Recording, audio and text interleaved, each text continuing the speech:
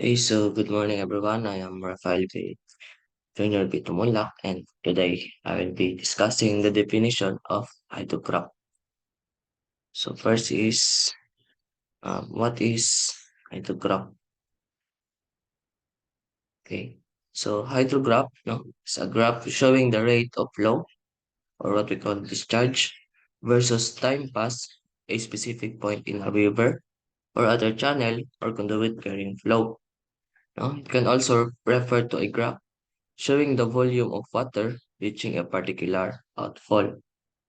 Okay, so ang application ng hydrograph, no? Hydrographs or some elements of them, no?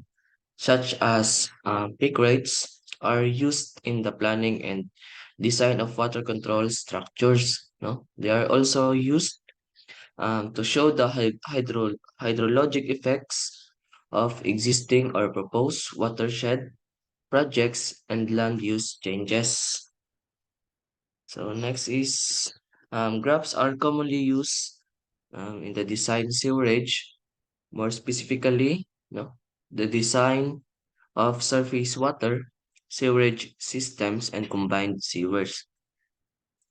So there are many types of components of a hydrograph. So first is the rising limb, no, the rising limb of hydrograph, also known as concentration curve, reflects a prolonged increase in discharge from a catchment area, typically in response to a rainfall event.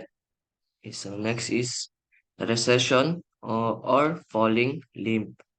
Okay, so the recession or falling limb extends from the peak flow rate onward the end of storm flow or what we call quick flow or direct runoff and the return to groundwater derived flow. Base flow is often taken as the point of inflection of the recession limb. Okay, so the recession limb represent the withdrawal of water from the storage built up in the basin during the earlier phases of the hydrograph. Okay, so next is peak discharge. Okay, so the highest point on the hydrograph when the rate of discharge is greatest. Next is lag time. Okay, so lag time, the time interval from the center of mass of rainfall exists to the peak of the resulting hydrograph. Next is time to peak. Okay, so time interval from the start of resulting hydrograph. Okay, so the last one is discharge. Okay, so the rate of flow or volume per unit time passing a specific location in a river or other channel. Okay, so this is the example of hydrograph.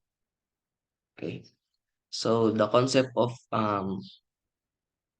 hydrograph, no, on linear systems theory and follow the principles of superposition and proportionality. Okay, so for example, no, if 1 inch of excess rainfall produces a direct runoff peak of 100 CFS, then 2 inch of excess rainfall with procedure a direct runoff of 2 times 100 equals 200 CFS. Okay, so there are advantages of hydrographs. Okay, so first is flood hydrograph can be calculated with the help of very short record of data. Second is in addition to peak flow, unit hydrograph also gives a total volume of runoff and its time distribution. Okay, so the last one is the unit hydrograph procedure can be computerized easily to facilitate calculation.